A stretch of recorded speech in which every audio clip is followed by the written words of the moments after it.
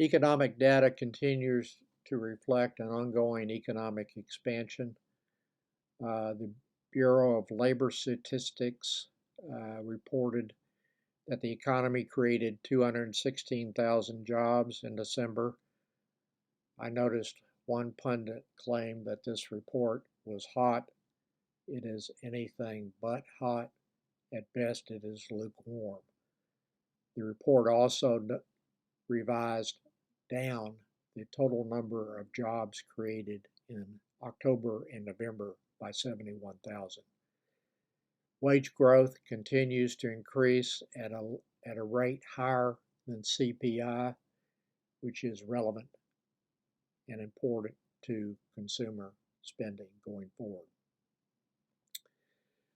The recent gyrations in the stock market earlier this week were, in my opinion, associated with temporary anxiety attacks about developments in the Middle East.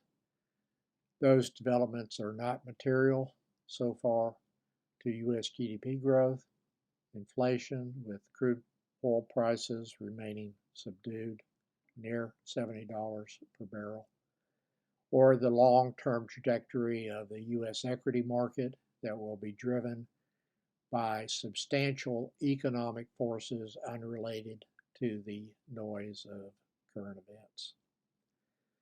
Two of those forces are inflation and interest rates, both of which have been coming down from peak levels and may soon warrant a cut in the federal funds rate. I discussed the causes for the spike in inflation in 2021 and 2022 in my December 30th, 2023 post.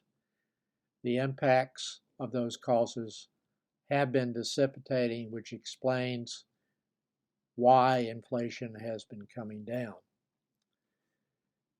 The PCE inflation rate for November was at an annual rate of 2.6%, which was down from an annual rate of 3% in October. The PCE inflation was down 0.1% month to month in November 2023.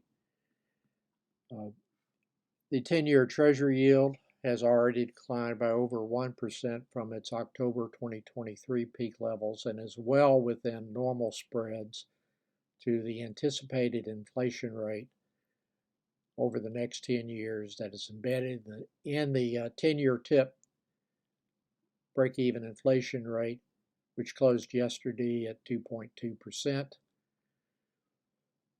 That is the average rate of inflation on an annual basis that would be required for the buyer of the 10-year tip to break even with the buyer of the 10-year nominal Treasury.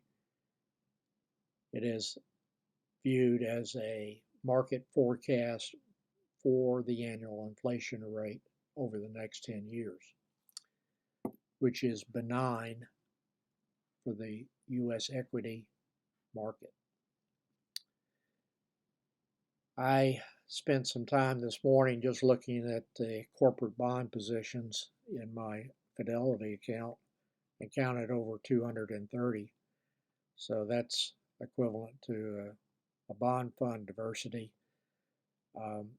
Those will be maturing on a weekly basis throughout 2024 and 2025. I do not currently anticipate buying more corporate bonds at this time based on the decline in yields over the past several weeks.